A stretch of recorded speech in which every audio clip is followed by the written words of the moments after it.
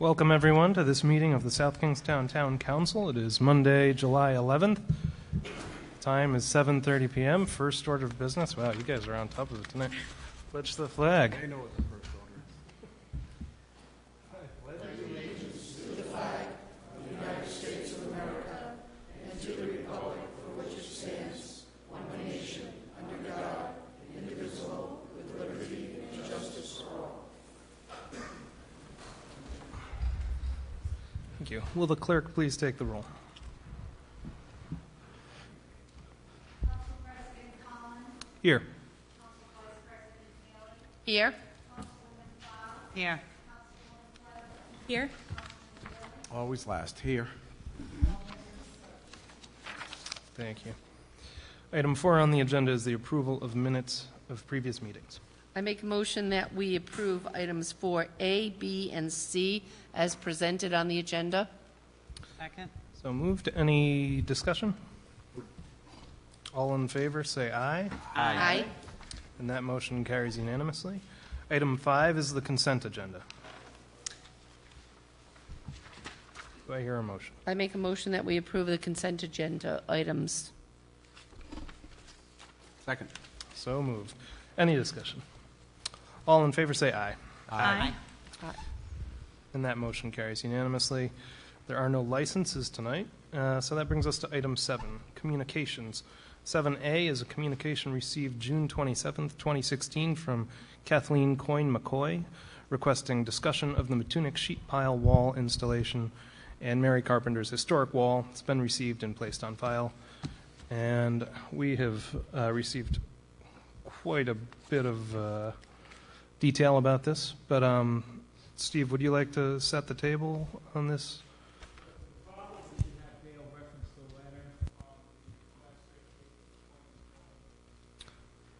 Yes, communication dated July 2nd, 2016 to the Honorable Town Council from Kate Coyne-McCoy from Protect Matunic. Informed the council that she will be unable to attend tonight's meeting. However, they issued her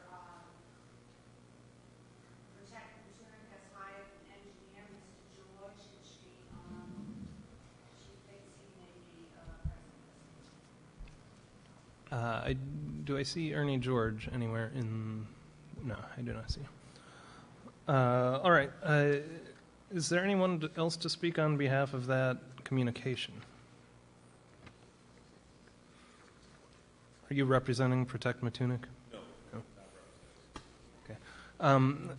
Then, Steve, can you maybe go over some of the background and maybe even discuss the meeting that you had today a little bit?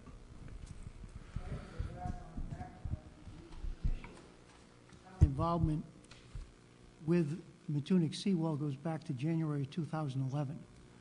At that time, the town council met with CRMC and talked about the concerns that they had with the beach. Subsequent to that, an application was developed at the direction of the council where we hired an engineering firm to come up with different alternatives. The initial alternative that was looked at and presented to CRMC would have seen a authorization to change the classification of that beach from the Matunic Trailer Association through the shoals to a classification of a man-made beach, which would have allowed for armor stone walls or revetments to be constructed or expanded upon. That was denied as far as a request for the reclassification. The CRMC then afforded the town the opportunity to submit an application for a sheet pile wall installation, which was only 202 feet of the original 850 feet. That application was filed. It was eventually approved and was then litigated in terms of objections to the CRMC approval. And the final approval for the town's assent to construct the sheet pile wall was obtained early last year. Since that time, the town has been in communication with representatives of Kevin Finnegan and Mr. Finnegan's desire to be able to reconstruct the relic wall that runs across all of Ms. Carpenter's property that the town acquired from the Trailer Association to the Ocean Mist property. The town acted as an applicant on Mr. Finnegan's behalf and was able to successfully obtain a council CRMC approval for the reconstruction or maintenance of that relic wall. The question that got posed the other night at the last council meeting was, why is there a need for two walls? And is the sheet pile wall redundant, or is the wall that would be a maintenance of the existing relic wall the only thing that's necessary to protect health and safety for those 240 homes that are east of the Ocean Mist property? Based on that question, I provided the council with documentation, one from the town's public services director that provided definitional the differences between the two walls. I also provided the town's consulting engineer, St. Jean and Fairbanks, a memorandum providing an engineering review as to the requirements for the two walls. I also provided a chronology of the various permits that have gone forward. I think that the overall conclusion that all of the memorandums provided to the council state is that the sheet pile wall is necessary for public health and safety. Several reasons. One is the sheet pile wall will install a sheet of metal that'll go at least 30 feet below ground elevation. It'll be driven into the ground and will have 3 feet of exposed sheet pile that will then be encased in a concrete wall. That will give us an elevation 17 feet above sea level, mean high water. The wall that is to be maintained, the relic wall, will have an elevation of about 14 feet. Neither of those two walls will prevent overtopping of a major storm event. So the road will be impacted in terms of overwash in a major storm event. If the sheet pile was not there, any of the receding water that overlaps the seawall would then retreat, and with that retreat would create erosion and the potential loss for the road as well as the 12-inch water line. By having the sheet pile in place, the water can overtop that wall. If it overtops it, when the water recedes back to the ocean, it's not being able to take any of the fines or silts or roadbed with it because of the sheet pile separation. So the flooding will occur as it always has occurred, but it will recede, but it will not do damage to the road. If in fact we only lived with a maintenance of the relic wall, recognize that that's 75 feet out into tidal action already.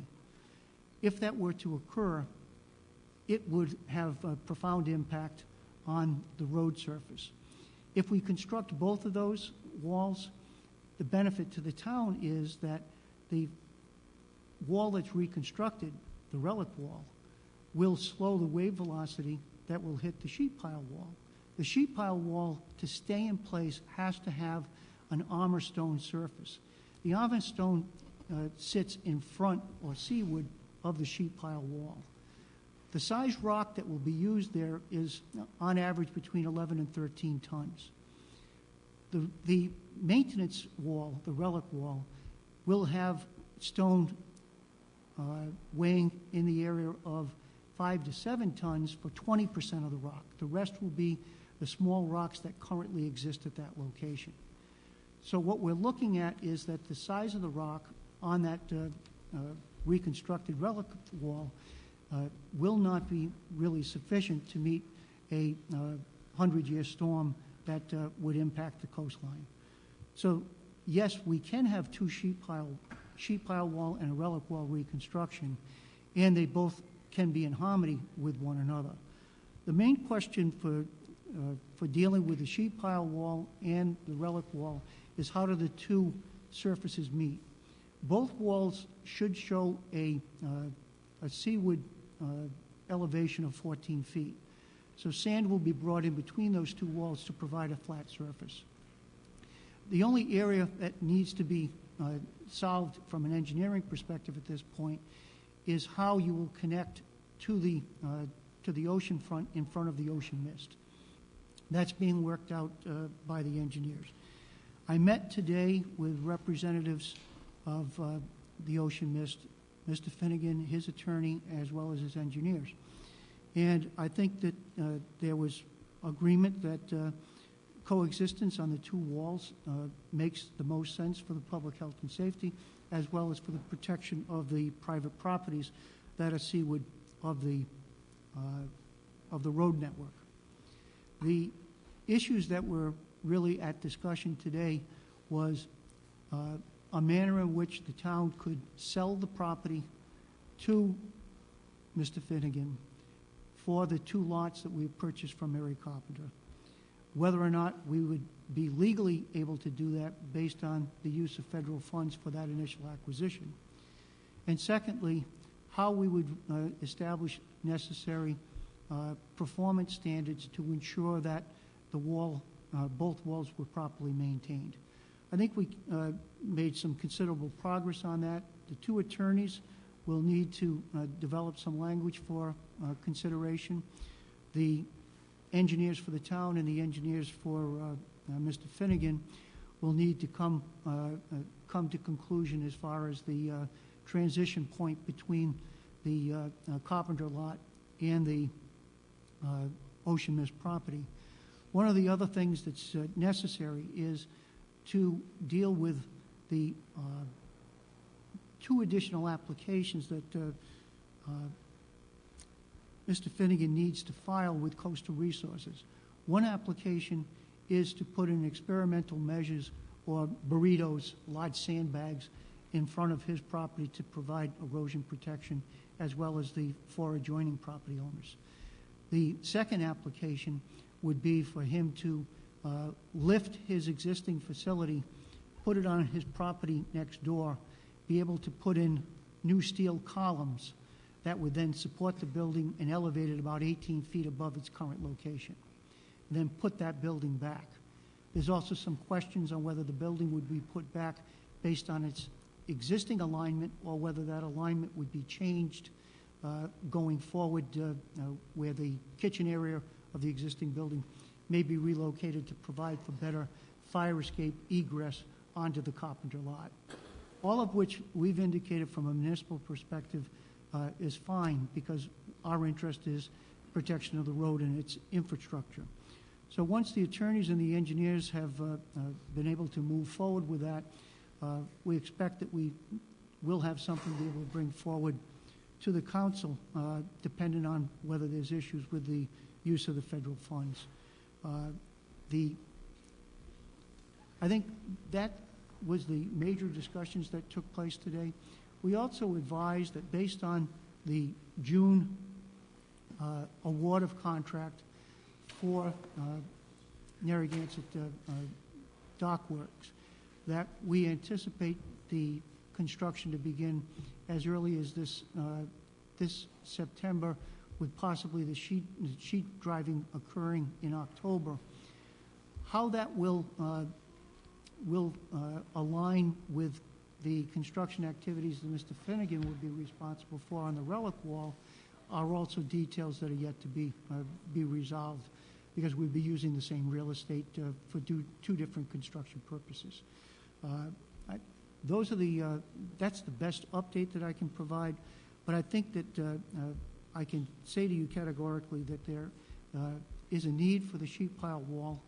The maintenance wall, maintenance of the relic wall will not provide the health and safety necessities that the sheet pile wall will provide. And as such, we will need to go forward. I think it's also important to note that the town's repair of 202 feet, which is based on the scour hole that's been developed, the erosion that's occurred closest to the ocean mist, is really an initial step. As I said, when we first started looking at this problem in 2011, we were looking at what's the solution for that entire length of unprotected beach. And the real solution is that there has to be armament or armor stone of that property. If it's not allowed by coastal, based on their regulations, any of those structures are in peril.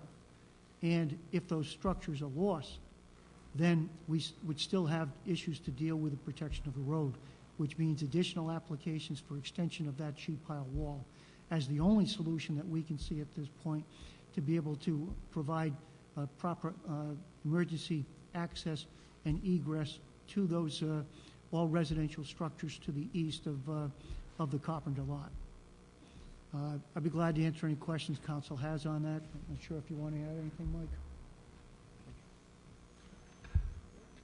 Mike, did you want to talk about potential, the contract we signed and whether we're... Exactly. I was just going to add that in addition to everything that Steve stated, obviously the council just approved the contract with Aberdeen Golf Course. That contract's been signed. We're obligated to go forward with it. If you try to back away from that at this point, it would be the cost of the town.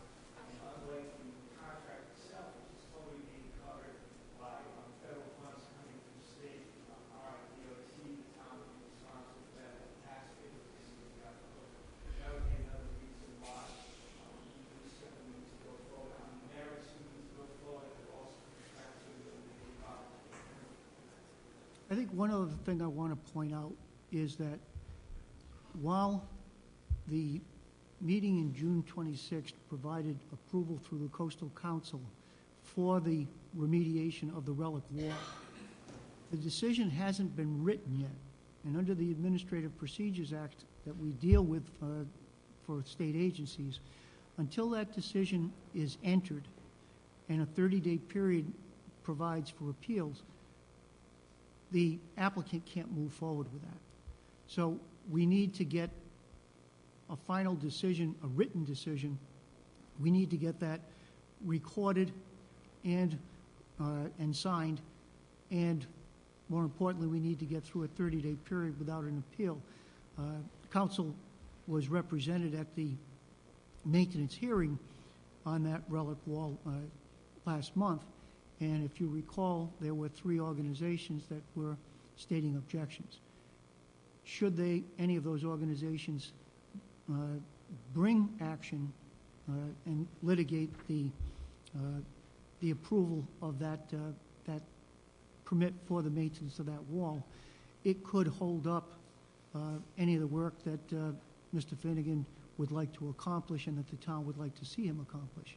But it's important to note that, yes, it's been approved, but we need to see whether or not the decision will stand without challenge. Thank you. Any questions for Steve from council members? I just had a quick question. I know in the beginning of this process, we talked about being concerned about driving the sheet pile, the steel into the ground and how it might affect the structure of Kevin's business. And I wasn't sure if that was still a concern that we had. I think that there's always concern with the vibration that pounding steel is going to have. One of the things that the town has requested with Mr. Finnegan is a number of safety measures that would be instituted to provide better stabilization of his building during that process. Also, if he were in a position to be able to move that building to safe harbor and do the installation on the new steel pilings during the time that we were driving steel, it certainly would have been a better operation. If you recall, we had originally intended to start construction last fall on the sheet pile wall, and we delayed that with hopes that the 3 applications would be running through Coastal at a faster pace than they have. Mm-hmm. We've got 1 through at this point. He's got the other 2 that need to be submitted. But yes, there is concern from an engineering perspective. We've offered to be able to do pre-construction analysis of the building, as well as to pin the building with mini piles that would be attached to the building to provide greater stabilization. So all of those things have been taken into consideration. Any other questions for Steve? I'm just glad you had an opportunity to meet with Kevin today and work it all out. I'm glad it seems to be going smoother. It's never a smooth No, process. it's as smooth as it can. But Been a I long think that process. it's a case where, we're trying to ensure a public health and safety issue that needs to look out multiple years. When you look at the last 20 years and a loss of an erosion of over 100 feet of beachfront, and we have to look forward, what does the public safety requirements look like over the next 20 years? How can we position the town to better protect people that are east of that? We have to take all of those things into consideration. I'll just make a comment about the information that we received from staff was pretty detailed and lengthy. It does indicate that the sheet pile wall is not redundant to the relic wall. But ultimately, I think we need to come to agreement with the landowner next door, and it looks like we've started that process, and I'm happy to hear that. Sounds like a productive meeting. At this point, if there's people in the public who feel like they can add something to this discussion, then I'd welcome you forward. Is there? Good evening. My name's Kenny Burke. I'm not here for Protect Matunic. I'm here as a taxpayer. I am also a registered professional engineer, and I do want to give kudos to staff. It seems like after years of effort and to deal with this Protect Matunic issue, that they've finally they've started to get there. A couple of clarifications. First of all, if anybody spent any amount of time on the eastern seaboard, 200 feet of sheet pile wall will not perfectly solve any problem. Again, I do agree with the staff that in cooperation and when you look at the design of a rock seawall, these systems, these structures are meant to give. As a matter of fact, if you go up and down the coastline, I challenge anybody to kind of point out prominent sheet steel walls on our coastline. We really don't have that many. You can go a little bit to the west and you can see a properly maintained rock wall with the trailer park. And I think that's through the effort of the Protect Matunic group, they've been able to emphasize that very common sense point. So I'm encouraged to hear the staff come to that conclusion tonight, and I just ask that the council really stay on this issue. Really what happens from an engineering perspective is all driven by the client, and when you have perfect understanding of the many variables, protecting the life and safety of the village of Matunic, absolutely. But then when you look at the acceleration of the scour that had happened when the town took ownership of Mary Carpenter's seawall, and that forced an action of Hang Ten, Terrace, and others, we all want to get together on the same page. And I think one thing you could ask when this issue comes back to the council is there an optimization of resources, public dollars and private dollars? I think the town taxpayers, we just want to know that that is in fact happening in earnest. And again, it sounds today that there was some really great discussions between town staff and the property owners, so kudos for that. Thank you.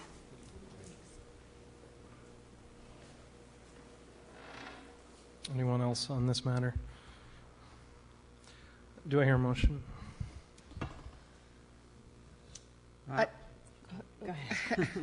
In regards to item 7A, I guess I make a motion to continue to place this on file until the two questions that Steve had addressed come back to us so that we know exactly where things stand.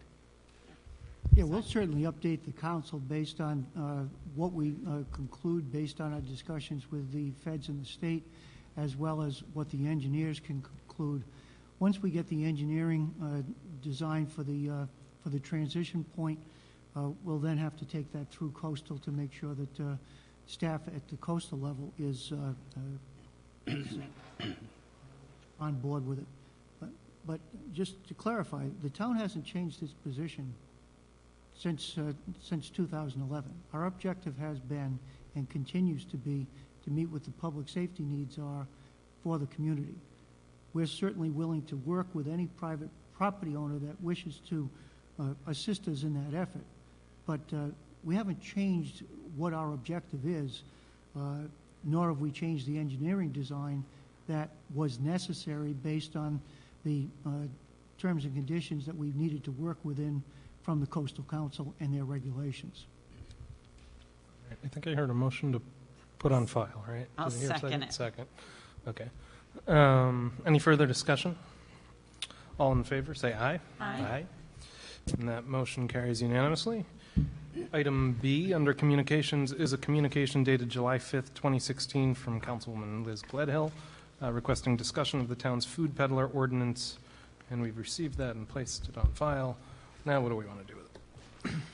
Abel, I had emailed Steve to add this to the agenda because I had received a few phone calls asking about the Solar Cart Cafe that we recently granted a food peddler license to, and what the rules and regulations were with parking on Main Street and becoming stationary.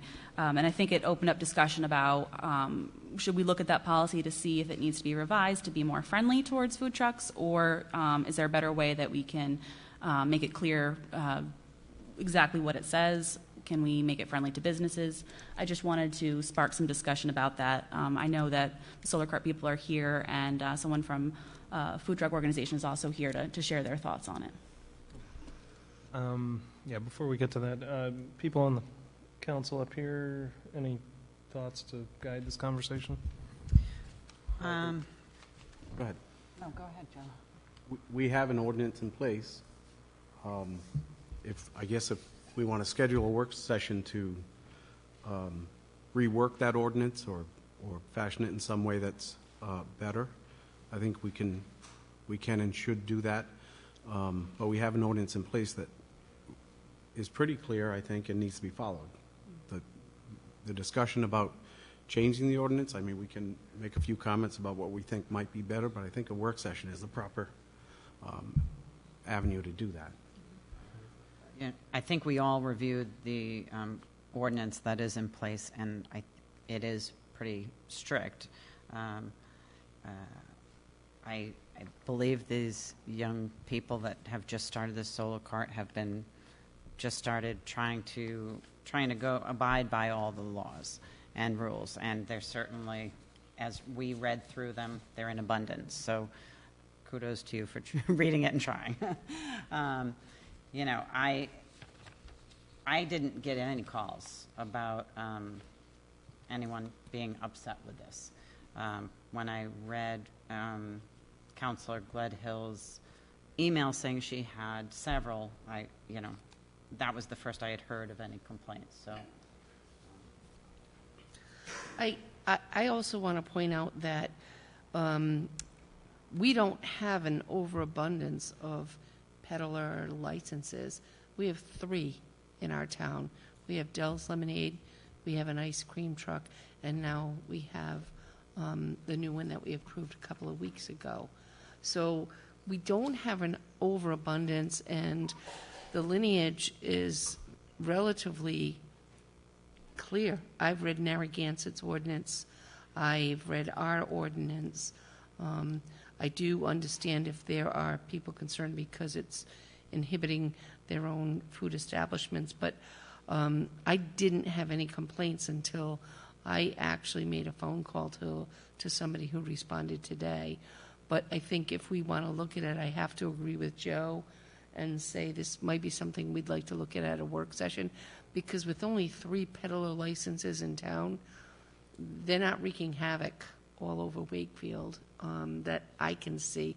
And I actually called Friday and spoke to 3 different departments who said they had received no complaints. You know, I did reach out to a friend that has a restaurant, and just to get input, and I think the concern was this could open the floodgates for, you know, many peddlers in the community. I think it's a tough business. I don't believe it's one that we're going to have too many. We certainly, when looking at it, and we only have 3, I don't think it would create an issue, but certainly for the business owners that, you know, have established businesses, I do understand that. Particularly if they're parked for hours. Yeah, I think it's a matter of keeping the peddlers moving around, and Yes. I understand that also when you stop, there's a setup time and a takedown time, and that's an issue, and I think that was the concern, that you were still moving. But, yeah, I agree. I think we have an ordinance in place. If we want to revisit it, if that's something we want to do, it would be better served in a work session. So if somebody really thinks we need to, otherwise I would just make a motion to place this on file. Well, I think the reason why I wanted to discuss it wasn't just because I know we only have 3 food peddlers. Someone in the food service industry, I've talked to many people who intentionally don't set up food trucks in South Kingstown because of the way that our ordinance is written. It really doesn't allow them to stop and set up anywhere. Narragansett had a similar issue, and when they they looked at how they could approach it. Now they have their food truck nights on, I don't know if it's Wednesdays or Thursdays, which is hugely successful, and it's great because it's kind of at an out-of-the-way location, and it's very specific about the times that they can be there. So it's a great way to bring people, you know, to our public parks, whether it would be at the beach or we could consider something like that for Marina Park. I don't look at it as restricting it to the 3 that have the licenses. I think it could actually bring people to us. But if I could, one of the things I would point out about that is a lot of those food trucks are not local. They come in. I don't know that that's something, if I were a business owner with a restaurant here, I might have more of an issue with that, where we're bringing food trucks from Cranston. One of the things I like about this little solar cart and the Dells is it's very local. This is a local. These are local kids. They're getting farm fresh products. They're trying to do this. But that's my take on it. Yeah. This is another South County business right here. Well, I wonder how many restaurants in South County would like to maybe make a food truck but don't because of the way that our ordinance is written, because it really isn't particularly friendly to food trucks. All right. I think that's a good segue. You said that somebody from the Food Truck Association is here. Is that you? And I think basically what we're, we're trying to decide whether we need a work session to Sure. rework our ordinance. Sure. So my name's Eric Weiner. I'm not a member of a food truck association. Rhode Island does not have a food truck association because it's such a small industry. But I did drive from Cranston to be here. And when I leave here, I'll probably go to the Muse and have dinner and have a drink. So the mobility actually is a big piece of what I think is valuable about the mobile food industry. So just some reference, I owned a limousine company for 20 years, which I sold, and I started a website called foodtrucksin.com. We list over 7,500 food trucks in 1,400 cities across the country, so we're a national search engine based in Rhode Island. So we've gotten very involved with the local food truck scene. And I think that there's a lot of conversation about, peddlers' licenses, and I think that if you look at your ordinance, it was written for a time that's long gone. I mean, even starting with calling them peddlers, these 2 young men are definitely not peddlers.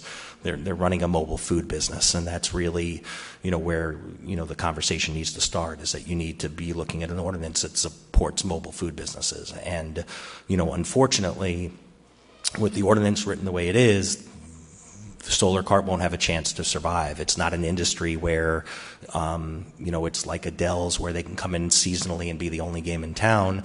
The mobile food industry succeeds by having the ability to, draw attention to themselves and draw attention to groups of trucks and actually drive some vibrancy. And, a good example of that locally is Roger Williams Park in Providence, which, if you go look back 40 or 50 years, was really a hub of where people would go and spend their time. And over the last 3 or 4 decades, it became a place that had a reputation of not being safe and nothing to do, and it was really abandoned. And last May, we started a food truck night there, which started with 6 food trucks, which now is a weekly occurrence every Friday night from May through September and draws 1,100 people a night into that park from the surrounding communities.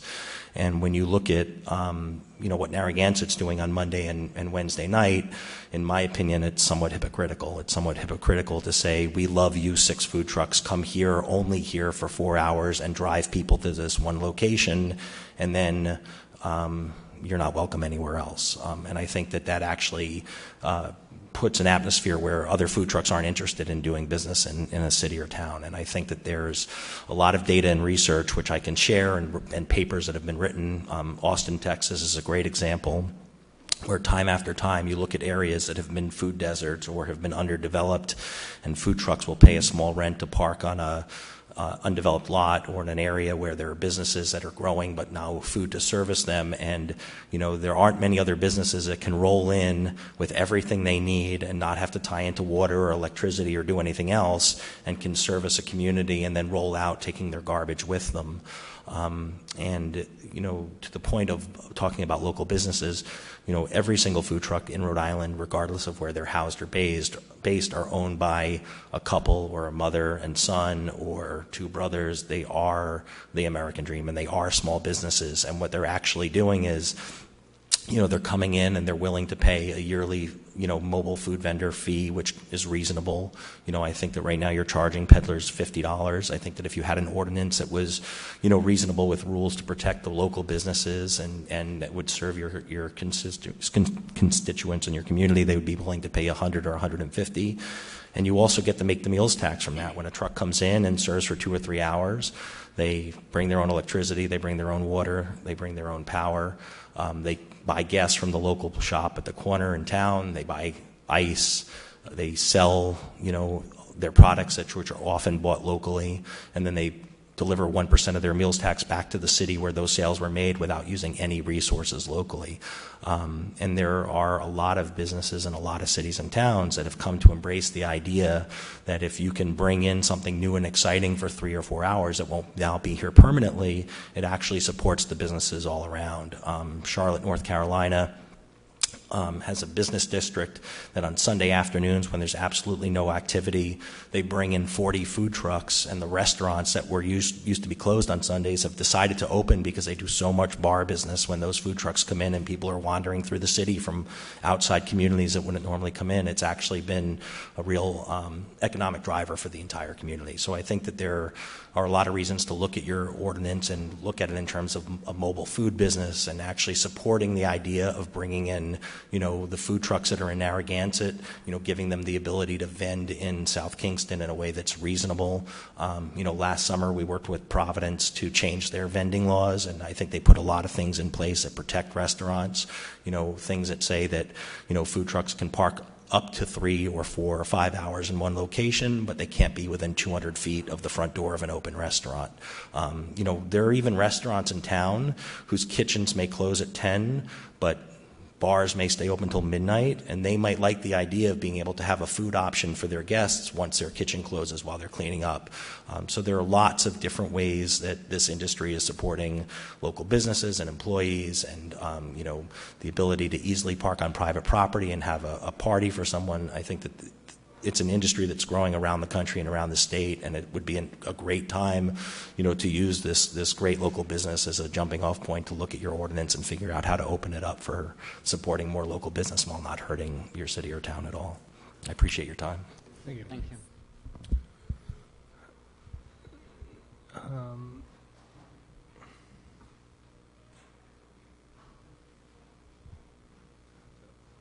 Hello, my name is Justin Bristol. I'm with Solar Cart Cafe. I'm Matt Fuller. Welcome back. Hello. Thank you. Thank you. So I just wanted to say with bringing everything in with our energy, that the sun does that for us, and so we don't even need to be attached to the grid. But we just wanted to let you know our opinion is that it's been really difficult for us to open up in South Kingstown. In fact, we've tried to follow the ordinance. I have it laminated in the vehicle, and we tried to go through it and follow all the rules, and it was not cost effective at all, and we could not open up for business. We were also invited to an event that we donated to become part of, and still got a complaint called on us when we were at that event. So it's kind of difficult to tell. There are a bunch of other vendors as well, and we get singled out. So I feel like there needs to be more strict rules, or I guess not strict, more clear rules, because it's a fine line. I'm sorry, you think that our ordinance isn't clear? No, it's very clear. Very clear. No, yeah, it's clear. I just don't understand why we get picked out when we're actually the only permitted vendor at an event.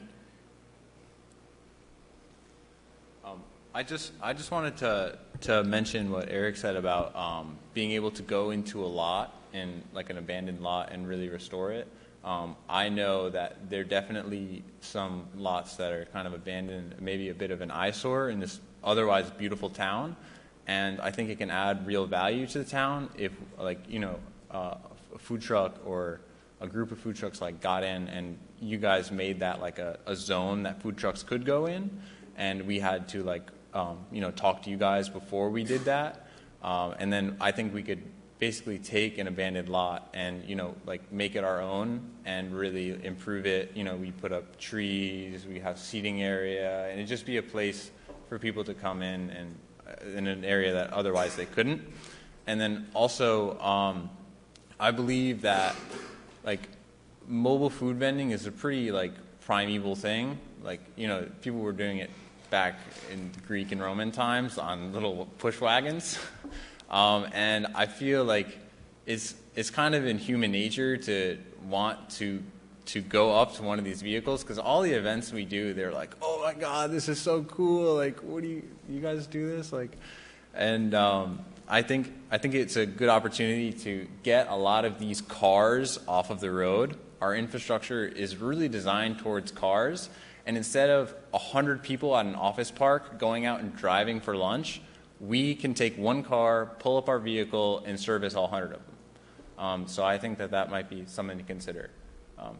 As long as we have written permission from the private property, that we can stay there, that we can effectively service them. Thank you. Thank you, guys.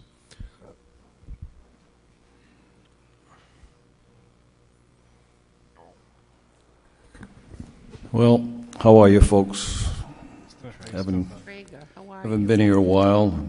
I wasn't going to come tonight because I'm so tired I can barely move, but I'm here for another reason for open forum. But I want to comment on this particular area. For one thing, I have no problem with food trucks, but I could have a problem with food trucks.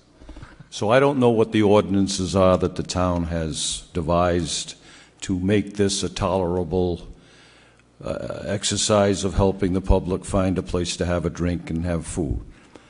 But it does have to be rather well looked at, because I, as an owner of a small seasonal business, and as a person that pays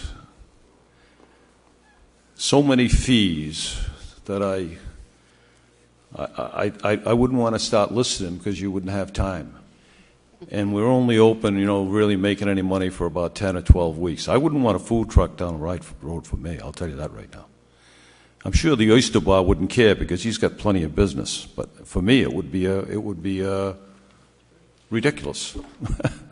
But at the same time, I understand when you go to the county fair, or you go to the Charleston Seafood Festival and you have food trucks, or other places that are out of the way that aren't serviced.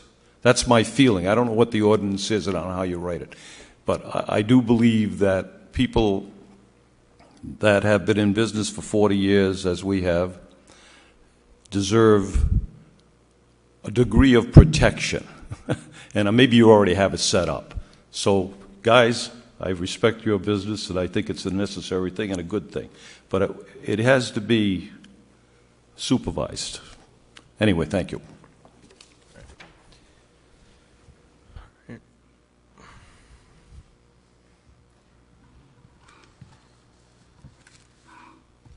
Hi, I'm Ken Tetzner. I own Phil's Main Street Grill. I also am the president of WVA, but I talked to some of the local restaurants on Main Street, and I appreciate the fact that you guys are going to go to a work session and can discuss the ordinance, and I agree that you don't know what the ordinance, it's confusing to you. It's, right now, I'm told it's supposed to be mobile, you're a mobile unit. Last Thursday, you were parked in a parking spot, unhooked from your truck. You had your trailer up on blocks after being told many times. It's no attack directly against the Solocop personally. Kenny, just if you can direct your comments to the council. Oh, okay. The whole idea is the food trucks come into Main Street. So what I did is I talked to the other businesses on Main Street and the other restaurants and drafted a letter, and they asked me if I would read that tonight to you, so that's what I'm here to do.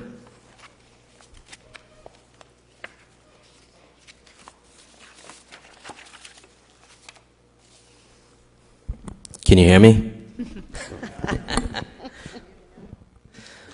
We are requesting that the town council enact an ordinance governing food truck use in town of South Kingstown.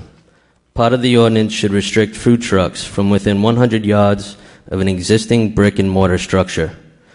When considering an ordinance, we would like the council to give the brick and mortar food establishments consideration for their year-round presence, their investment in structure and equipment, their payment of real estate and equipment taxes, either direct or indirect by paying rent, their 365-day commitment, and of their time, energy, resources, and organization to plan community events.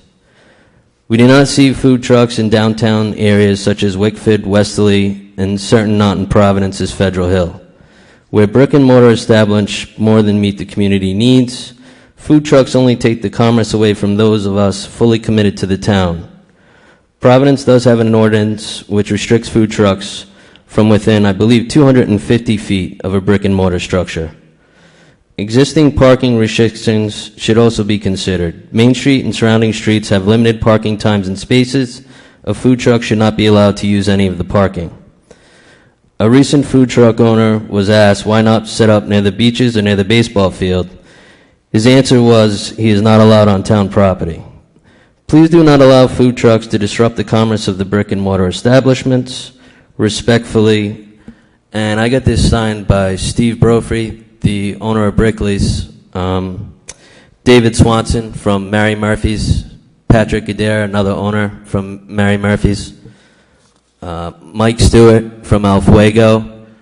I did reach out to the Muse, but it was last minute, and I wasn't able to get in touch with them or the other couple of restaurants on Main Street. But everybody did have a very strong feeling about this, that there is a time and a place for a food truck, and it's not on Main Street. So, Kenny, could you give a copy of the letter to the clerk and absolutely have that for our work session? Okay. Appreciate the time. Thanks. Ken, I have a quick question. A lot of these complaints happened at the River Fire Art Walk event, and I was just curious when they started coming in if these guys, I wasn't sure if they had requested a permit to be at that event. I actually am part of the WVA, and as far as I know, we did not invite them. We do not invite food trucks on Thursday night, and that is for the reason that the restaurants that are part of the WVA do not want to see food trucks on Main Street, so they were not invited as far as I know. But the vendors that are there go through you to be there? We have somebody that's on a committee that they call people, and if people set up. Yeah, so what's the question? I'm just wondering what type of permit you get for that event and how vendors can reach out to you to be a part of it, if there is a permit, because if they saw this as an event where people were maybe just setting up, maybe they thought they could just set up too. That, you know, is it an established Yes, event? we reach out to the artisans. I believe they rented on Main Street for a little while this winter. I think it's called the Field of Artisans. So really, she puts it all together, and she brings a lot of the artisans in. But it's strictly artisans that we deal with. Again, we don't invite food trucks. Well, 'cause I just didn't know what type of permit you had for it, whether it was from the town or the state, and I had asked about that, and they thought you needed to have a events permit from the state. Well, they never told me that, so that's news to me. But if that's the case, I'll look into that. But I mean, it is a great event. is that pursuant to the food truck that we're talking about now, or just the event? It's the event that I think they thought they could attend because there was a setup there as an event. That's what I think was happening. They saw this event, they saw people setting up, you know, and Yeah, they were told, though. I know the history, and I was involved the week before as well, and they were told that they were not allowed to, they could pull over and make sales, and then the following week they were totally unhooked. They had their cart sitting there up on blocks, so there's a little more to it, I guess. Well, I think there wouldn't be anything to restrict them from going on Main Street during your event, but they have to follow the ordinance and keep moving. Right. Or if, like we said, like we were asking, if we could talk about maybe putting in the ordinance, like other towns have, the restriction of so many feet from the front door of a food establishment that's there 365 days, pays taxes to the town, employs local people. Right. So we're just looking for your support as local businesses. Right. Great. Thanks, Kenny. We'll probably see you at the work session. That'd be great. All of you, I imagine. Thanks. Thank you. What was that? Oh, yeah. All right. Do I hear a motion on this matter? I do think it would be prudent for the businesses that are along there to have a voice, as well as the food trucks to have a voice in developing ordinance that would benefit everyone and that everyone could live with. So I will certainly make a motion to move. Oh, wait, somebody wants to talk. Can I wait till comments from interested and says just I almost just there. wanted to ask a question about this. I'll wait. Oh. To make a You motion. come on over. That's fine.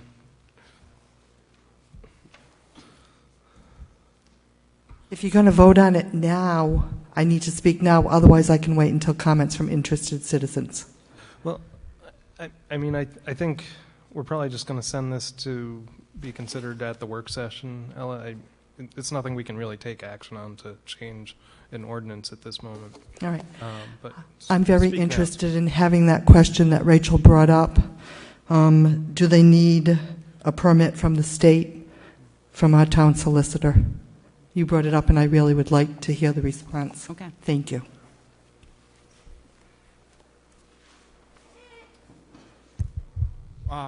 When an event is held where a group of merchants are brought together to sell their wares to the public, the state does have a statute, and it's really aimed at making sure taxes are collected. And what it requires is that all of the vendors provide their Rhode Island retail tax ID, and after the event is over, they have to report how much they sold. Again, it's mainly a tax collection statute. Nonetheless, whenever these events take place, the promoter or the individual responsible for bringing everyone together has an obligation to collect all that information from each of the vendors and to report that. So, there is available through the clerk's office, all the requirements. There are phone numbers, there are ways to contact, and how to go about doing that. And I think the town recently had an event in Peacedale where that process was followed. Thank you for the clarification for the public with the question asked by the town council member. Thank you. So I will go back to my motion. I make a motion, we move item number 7B to a work session. Second? Oh, sorry.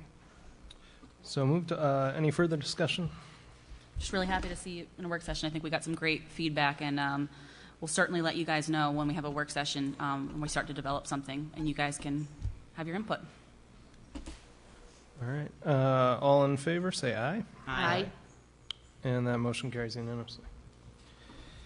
And that brings us to item 8, comments from interested citizens. This is your opportunity in the audience to come up here and speak your mind, tell us what we could be doing better. And just state your name for the record, please, and keep it to under 5 minutes. Hopefully this will be shorter than 5 minutes. My name is Maureen Egan. I'm one of the commissioners on the Housing Board.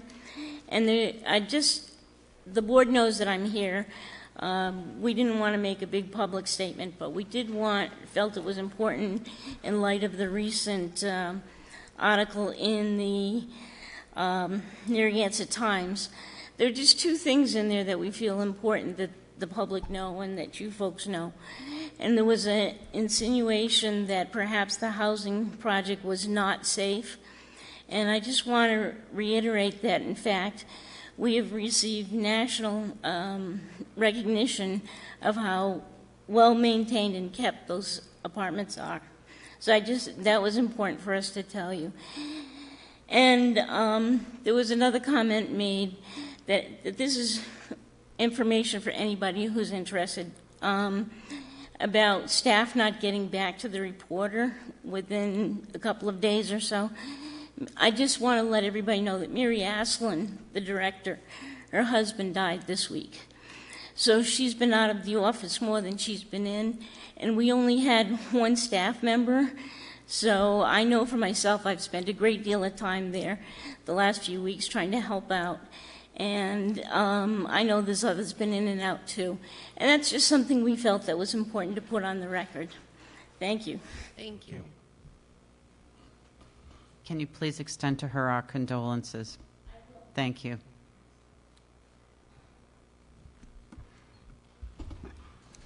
Line of traffic accumulated from the beach opening spot, which I might add, several years ago, I met with the chief, and after he did something with the state, they put a sign up and said, get to the side of the road. Well, you can't, when the line goes all the way back past my house, which is over a mile up the road and around the corner, and then people are trying to get down to Jerusalem, not only me, I went to the house to pick something up. It took me 20 minutes to get in there. And I don't want to make this a complaint. This is in my suggestion, and I think they did do it at the state, the young lady that is in charge down there. They did open, I believe, at 8:30. But lots of times they don't want to open until 9. And the big excuse is, or the reason being, and all these legal excuses that people use, well, there's no lifeguard on duty, so we can't let anybody in. That's ridiculous, okay? Personally, I'm going to go off on a little bit of a tangent, just a quick little thing. Personally, I believe nobody should have to pay to go to a beach, period. I don't believe in this charging. People that only get a chance to get down that way once and they got to pay $10 and $15. Granted, they can buy a pass, but what if they only want to come 3 or 4 times a year and it's not worth it? Anyway, I won't get it. That's a whole other agenda. The problem, I don't like to bring up things like a lot of people do. They use the safety thing, or somebody's going to throw a can to stop somebody from going where. I'm not into all of that, but this truly is a safety issue. Because I'm going to break the law. If I've got to come down there, I'm not waiting 30 minutes to get to my business. I'm not going to do it. I can't do it. That day that I was down there, I had ice on the truck. Ice melts. I pay for it. Fish and ice and things like that. I don't even want to go on. I'm going to talk to Chief Vespier about what happened that particular day when I was there, because I'm not trying. The police have got enough problems right now. Their image doesn't need to be. It has to be enhanced because they do a hell of a good job. But unfortunately, we got the media now, and we got things that are happening that are beyond moral explanation. I can't understand it as a person 76 years old. I can't understand where the world is going right now. But I do understand a traffic situation, because I'm not completely out of touch with reality. I get pretty close sometimes, I admit that. And I don't mind anymore. I give myself an excuse for that. But there's no excuse for this to be ignored. And I believe so far it's been ignored. And here's what's coming up in the next 5 days. 90-degree humidity. There's a very strong chance that people might evacuate the cities if they can to come down there. And that line is going to be there again and again and again if we have that kind of weather. We haven't had it that bad the last couple of years. I'm not saying it, but you can't use that. We have to. What do we listen to in the news media about the military, and we have to be prepared for this, and we have to be prepared for that, and we have to be prepared for everything. We've got to spend $1 trillion on that, and $55 billion on that to make sure we're all right. Well, how about spending a couple of minutes talking to the state if they haven't figured this thing out, that something's got to be done? Because that's what I expect from you as a town, to be honest with you. I don't ask much of you. But I expect the town to be concerned about this. Succotash Road, for a period of time in the morning, is impassable. And I think it could be passable if somebody was there, more than one, to get the people over to the side, even if they're all the way back to the main road.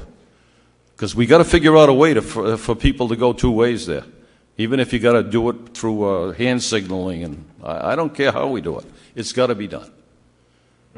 And if the next time I speak to you, it's from a cell at the ACI or wherever the hell they put you now, I'll go there. But I mean, I will not spend a half an hour in a line. I will not do it. Understood. If the chief is here, take me in handcuffs. Yeah.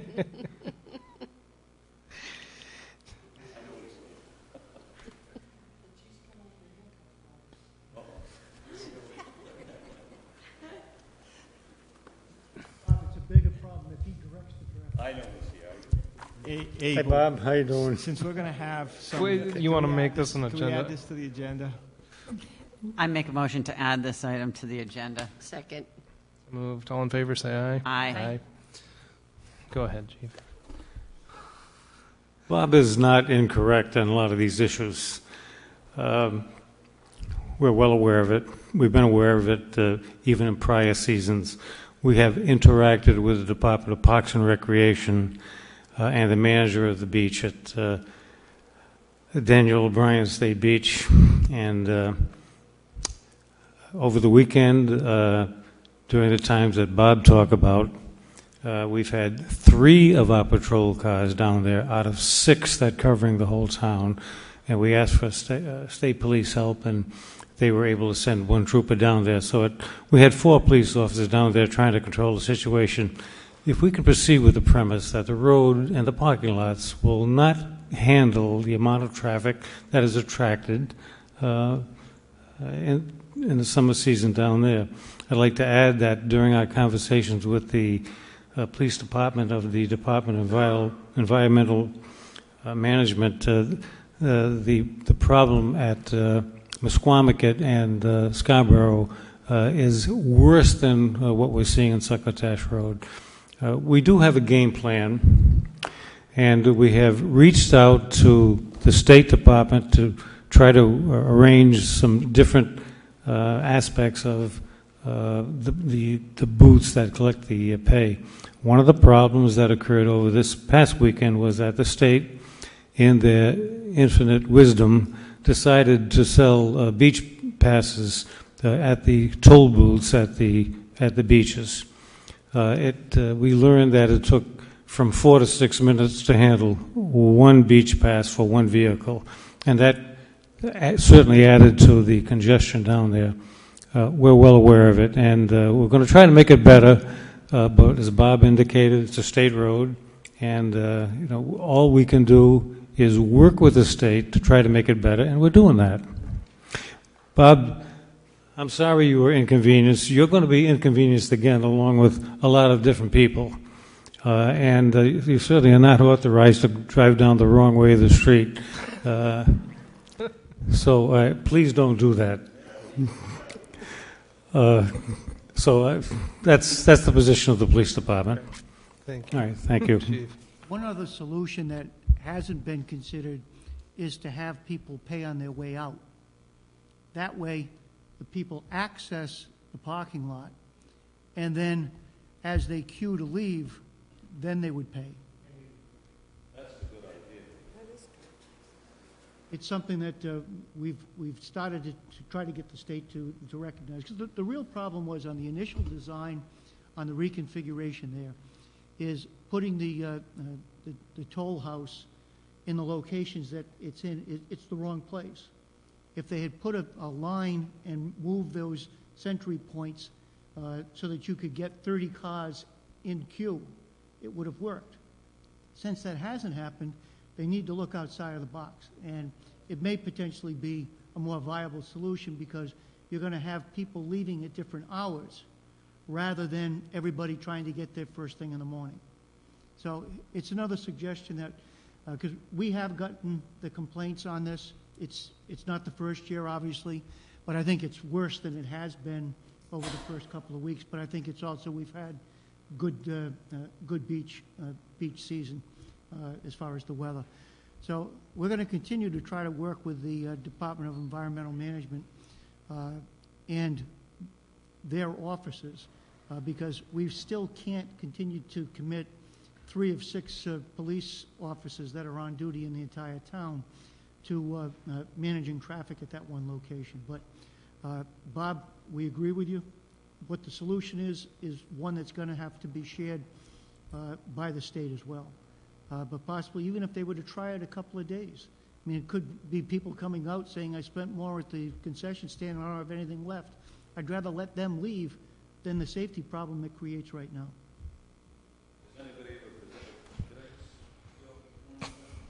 Sure. As long as you talk to Abel and not me. Yeah. Okay, whoever I'm talking to. That is a town manager with a good idea. And I think what I need to know, though, is that good idea going to be shared? Is it going to be pushed? We push so many things, don't we?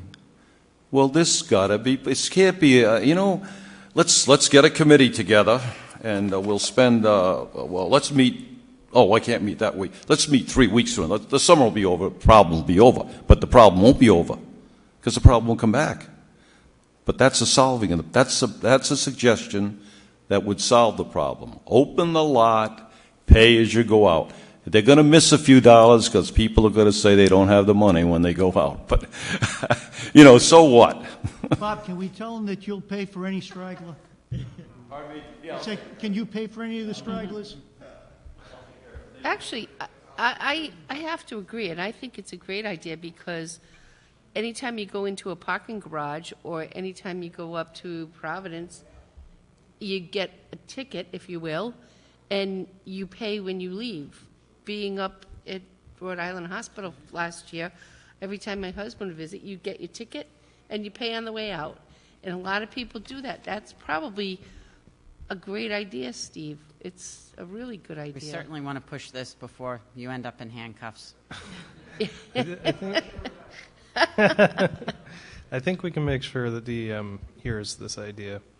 Whether they'll listen is another matter. I think at this point, advocate to push it for you. We'll move on to the rest of public comment. Is it about this matters? I think that my name is Karina Burst and I live in Wakefield. I think you could help traffic all over the South County area South Kingstown, Narragansett.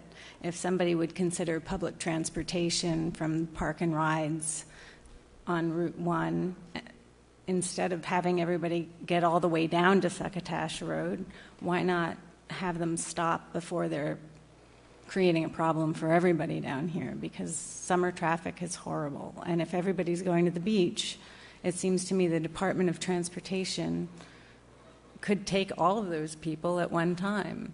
This is why they come down here for URI. It's a population problem. So I hope you talk to the Department of Transportation as well. Thank you.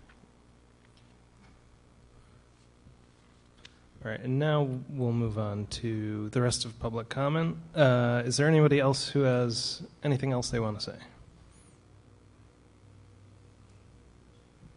All right, any comments from council members? I just want to say that the 4th of July, as always, went really well. Terry Murphy always does an amazing job. Every year it gets better and better. And definitely kudos to Bill Howe and Chief Espia. I saw a huge presence of EMS personnel and police personnel down there. And I actually had an incident where a child sitting near me got some of that glow-in-the-dark stuff in their eyes. And people were just readily available and easily accessible. So I really appreciate that. Everybody had a great time, my kids included. So let's hope next year is just as good. So thank you, guys. I would just like to say, too, that this is a good time of year to check out your American flags. If you have any old, tattered flags that need to be retired, I was very pleased to see Benny's is a new drop-off point and has a drop-off bin. Also, there is one right here in the town hall in the lobby, and those flags will be picked up and by someone and brought to our VFW post to be retired properly. So you know where to bring your flags. Any other comments from council members? All right, time for the town manager's report. I've gone over all of my issues in the pre-session with the council. Unless there's questions, I'd yield to the solicitor. Yeah, I'd just like to respond, Steve. In our packet this week, you gave us the annual report for South Kingstown Police. Very impressive report. Really impressed with the major crime classifications and the great job that our local police department's doing. When you go back 1 or 2 years, it's impressive. When you go back even further, it's very impressive. Hats off. Thank you. One item I would go back to is that I also provided you with a report on the elderly homeowners tax credit program. We had 167 individuals that homeowners that participated in the program. I think as the council is aware, it's a means-based system with anyone age 65 living in a house for 5 years is eligible as long as the income is below $37,000. This year, the average tax assessment for participants was $238,000, giving them a gross tax of $3,600. The tax credit worked out to be almost $1,500 per unit, so it was about a 41% discount that was provided for those homeowners of age that had incomes of under the $37,000.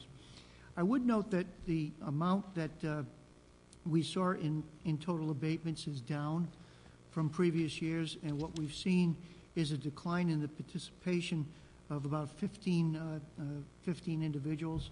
There's a detail as far as how people moved in and out of the system. So I think it's something that we need to look at as we go forward. Certainly I think that the income level is appropriate as the not to exceed. It may be that we need to look at whether or not increases in maximum credit value should be something that should be considered in the future if we wanted to change the 41% and get it back up to around a 50% factor. So we can take a look at that at budget time. The spread would be between the 250 and probably 285 if we made those types of revisions. But I think we can do some calcs on that for the council before we get into budget cycle. Right. Thanks, Steve. Steve, I just have one more question, and I realize that I did not support the budget, but didn't we budget air conditioning for council chambers? No, we did not, but we did for live cameras, and he's gone. No, we've never budgeted that, but it's something we could look at. It's in the capital budget, but it's one of those that keeps going another year further and further out. Wait, you don't like it in here, Joe? It's a little steamy. Okay. Well, do we have any appointments to make? Nope. Can we make sure we advertise for the Affordable Housing Collaborative? That they have that vacancy, and I see we have no applicants for that. I don't know if I need to make a motion for that or if it's just something that we do routinely. Thanks, Dale. New business, item 12. A is a resolution authorizing the town manager to execute an agreement with the Rhode Island Infrastructure Bank regarding municipal participation in the Commercial Property Assessed Clean Energy Program, or CPACE, as shown on Exhibit 1 attached to your agenda, and is further described in a memo from the senior planner to the town manager dated June 28th. Participation in this program would allow businesses and industrial concerns within the community who wished to install energy efficiency or renewable energy, water conservation, or environmental health and safety improvements to their facilities to be able to obtain loans through the PACE program. With that type of a program participation, it would allow the businesses to then hopefully be able to reduce their energy costs in an amount equal to or in excess of what the monthly payments would be on the loan necessary to pay for those capital improvements. The program would also establish that the property could be sold and the loan would not need to be closed out, meaning that the successor owner would be able to maintain that agreement rather than having to pay for those improvements up front. We see this as another avenue for the town to promote energy efficiency and green technology in the community. We've done extensive review on what impacts it will have on the community from an administrative standpoint. We don't see that because the system will be set up where a third-party agency will be responsible for sending out the bills on a yearly basis and collecting on those bills, that there'll be an administrative expense to the town. The only true involvement will be the recording of the lien, which will be a lien second only to the property tax lien where there are indebtedness there, and the fact that the town, just as we did with Solarize South Kingstown, would act as a promoter for program participation. I think the program is more targeted to the large industrial or commercial concerns that may be able to see great efficiencies and cost savings. However, it is also open for any other commercial or industrial, depending on their size. The loans can be up to a 25-year period, and it would be managed through the state infrastructure fund. I'd be glad to answer any additional questions council may have. Tonight, what we're asking for is a resolution authorizing the signature for us to show South Kingstown as a participating community in this state program. Thanks, Steve. Any questions for Steve? Discussion? Do I hear a motion? We talked about this in the work session. I know Bristol, I think, recently signed on, and there are slightly more than half a dozen that have signed on, and this is continuing. So I make a motion that we approve item number 12A as presented on the agenda. Second. So moved. Does that suffice, that motion, Mike? Yeah, I think so. All right. Any further discussion? All right. I just want to say that this is great. I mean, our residents have really taken up the challenge with Solarize SK, and this gives our business owners and our industrial, limited industrial base the opportunity to make investments as well. So, happy to support it. All in favor, say aye. Aye. And that motion carries unanimously.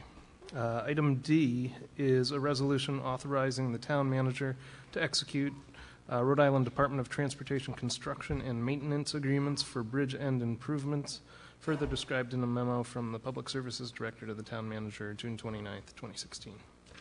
State DOT did a review of locally owned bridges in South Kingstown, and 3 bridges were looked at that needed improvements as far as signing and striping upgrades, that being the Church Street Bridge over the Saugatucket, the Church Street Stone Arch closest to 138, and the Railroad Street Bridge at 108.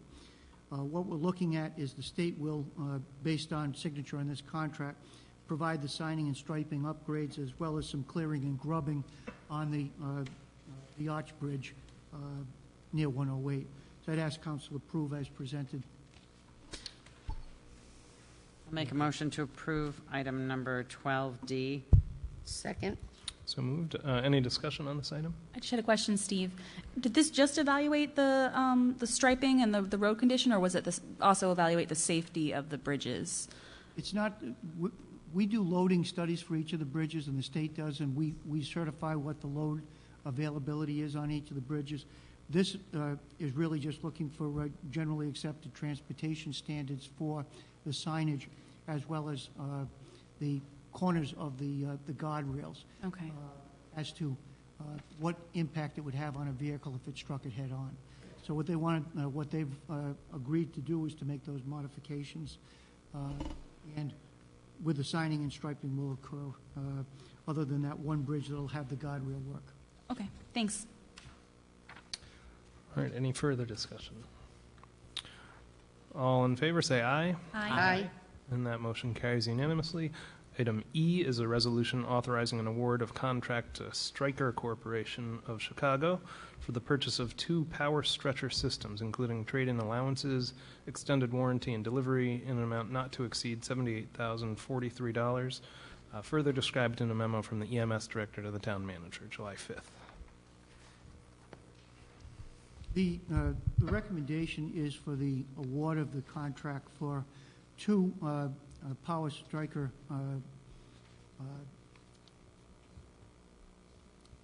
stretchers. The town has budgeted $40,000 in the 15-16 and 16-17 year for this acquisition. We first started using these units back in 2011. As any good product, upgrades have occurred. The new units will have a hydraulic lift system that will allow the stretcher to be loaded properly into the ambulance and for it to be properly fastened for the safety of the patient. This is, in the past, we had to do this manually. So this is a major improvement. It should assist us in terms of minimizing the number of back injuries that occur with this type of a lifting exercise. Unfortunately, lifting is a major problem in EMS services, particularly when we're dealing with having to move people down multiple flights of stairs. But this is a major improvement for us when we get the person stabilized and out to the truck itself. I recommend the council authorize the purchase of both of these units. One will go into the new truck that's being acquired in the next couple of months, and the other one will be on the primary truck that we use right now. I'll make a motion to approve agenda item 12E. Second. So moved. Any discussion? All in favor, say aye. Aye. That motion carries unanimously. Item G is a resolution authorizing the termination of the OPEB trust agreement with the Washington Trust Company and adoption of the RI Interlocal Risk Management Trust OPEB funding program, as shown on Exhibit 2 of the agenda, further described in a memo from the Finance Director to the Town Manager, June 30th. We've provided the council with a detailed memo from Trish Sunderland, and it details that we've had a irrevocable trust in place since 2009. What we're looking to do at this point is to transfer the administration of that trust from Washington Trust Company to Rhode Island League of Cities and Towns. I beg your pardon, through the Rhode Island Interlocal Management Trust. The trust opened a OPEB funding program back last year, and a number of communities has since joined in the program. What we'll see is reduced fees associated with the management of the funds, and we'll still be able to keep a balanced portfolio with 60% in stocks and 40% in fixed income. We anticipate that we'll see a better rate of return than what we've seen over the past several years.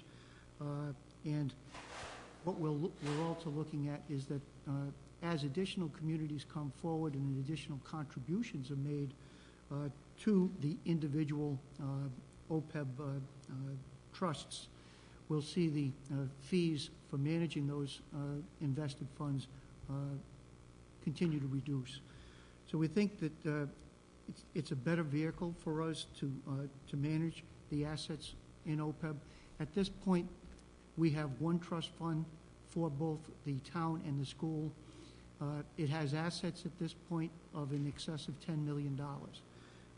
So I would ask the council to, one, there's really a couple of resolutions here. One is to approve the termination of the trust agreement with Washington Trust, and then secondly, to adopt the trust OPEB funding program resolution. What we're also looking at here is that this will dovetail with the health insurances that are now being covered through interlocal trust, because if there's dividends that are declared, we'll be able to transfer those dividends from the health care into the OPEB fund a lot more directly. One key here that also is important to note is that we won't be taking all of the money out of Washington Trust investment at one time. We will continue to manage both of the programs until the maturity comes on different investment instruments that have been let by Washington Trust. So once we convey and to close out that trust, we'll provide a 90-day notice to Washington Trust. We'll open the trust, transfer those dollars that can be transferred, and probably over the next 3 months or 90 days, we'll be looking at additional money being removed from Washington Trust and moving into the interlocal program. As noted, the interlocal program is utilizing services from Public Agency Retirement Services, PARS, as the trust administrator, and they're using Vanguard as the investment manager and U.S. Bank as the trustee and custodian of the funds. So the program, I think, is well developed with the trust at this point, and I certainly support the finance director's recommendation that we move. One clarification is I would note, as I did when we transferred healthcare administration to the trust, I have and continue to serve as the chairman of the trust and have such since 1991. There is no value to the town of South Kingstown or for my recommendation for this organization, other than I think it makes the most financial sense for the community. Thanks, Steve. Is it all right if we bundle these resolutions and pass them as presented with one motion? I'll make a motion then to, number one, terminate the OPEB agreement with Washington Trust. And coupled with that, I make a motion that we approve an adoption with Rhode Island Interlock Risk Management Trust for the OPEB funds. So you're recommending adoption of Exhibit 2? Correct. Second. So moved. Any further discussion? All in favor, say aye. Aye. And that motion carries unanimously. Item H is a resolution proposed by Councilwoman Gledhill relative to adoption of a policy requiring financial statements from nonprofit organizations, continued from the past 2 meetings. I think we've come to, well, we've had a further memo provided to us by Amy Reiner, and I think we might be ready to take action tonight. Do you want to discuss or who wants to discuss? what exactly is being proposed. I think the council requested Amy to review what had taken place at the June 13th meeting and then the June 27th meeting. And I guess the points of dispute within the council was the amount of information that was being required for applicants below the $12,000 level. And what the recommendation that came back to you at this point would be that if any nonprofit is looking for some type of financial assistance from the town council, in the memorandum of July 5th from Amy, the council would direct approval of the human service and outside agency request for funding application that accompanied the July 5th, 2016 memorandum. Steve, the only issue I had was the, which I'm trying to find in this or the revised copy that Amy made. The original request said that this would only apply to organizations applying that were in the previous draft of this. I always think more information is better, but I think that this is a good compromise, and I really appreciate the work that went into this. I think that it just sets a level playing field and gives the council a better overview of exactly how money's being spent, also making it a requirement that they attend the meetings so that they're available for questions. So if we feel that something wasn't addressed, we can ask them in person. Even though, as Steve pointed out during the work session, that might add another work session into our budget process, I'm happy to do that to meet the obligation that I have to make sure the money is spent responsibly. So I'm very happy to see this. Thank you. In this, I would like to note that there are a few that would be exempt from submitting 990s. One is for celebrations. There's $7,000 currently allocated for 3 parades in town. Certainly, that can have a 990 attached. Also, the fire station donation of $3,600 currently allocated for the 9 volunteer fire stations in town. And thirdly, the South Kingstown Partnership for Prevention, which receives $4,000 currently allocated to support drug prevention programs in the town's middle schools and high schools. So, you know, as with anything, there are exceptions to the rules. I do think it's a great idea to have people present to answer questions. I think many of the organizations have already been filling out extensive applications, and the reason the town gives this money to these organizations really is so that they can maintain this for their operating budgets. So it's important money is going to good places. Yes. Do I hear a motion? I make a motion that we approve item number H, or letter H on the agenda. Second. So moved. Any further discussion? Nope. Good work.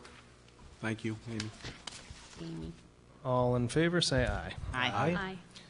And that motion carries unanimously and brings us to the end of tonight's agenda. Do I hear a motion to adjourn? Just for clarification, we're adopting the policy and application as presented with the memorandum. Correct. Correct. Because H just Yeah, right. I'm sorry. As 12H.